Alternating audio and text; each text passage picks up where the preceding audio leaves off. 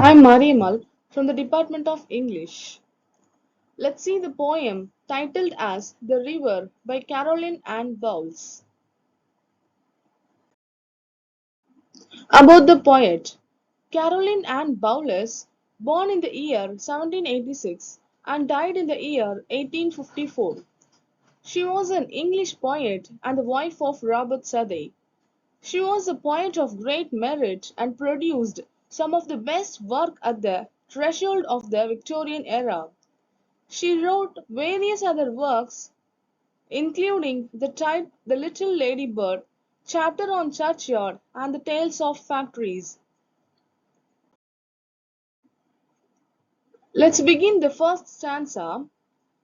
River, river, little river, bright you sparkle on your way, over the yellow pebbles dancing, through the flowers and foliage glancing, like a child at play.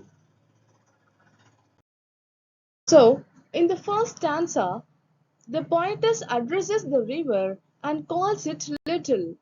The river is sparkling and dancing as it flows over the yellow pebbles. The river passes through the flowers and foliage and is compared to a child that is playing. This implies that the river is joyful and lively like a child who plays. Next, the second stanza of the poem. River, river, swelling river, on you rush through rough and smooth, louder, faster, brawling, leaping, over rocks by rose banks sweeping, like impetuous youth. So, in the second stanza, the river is now bigger and less gentle as it brawls and leaps through smooth and rough surfaces. The second stanza illustrates the river to be acting as an impetuous youth who is driven by jest and acts without much thought. The growth in age becomes clear in this stanza. Next, the third stanza of the poem. River, river, brimming river, broad and deep and still as time, seeming still, yet still in motion, tending onward to the ocean, just like mortal prime.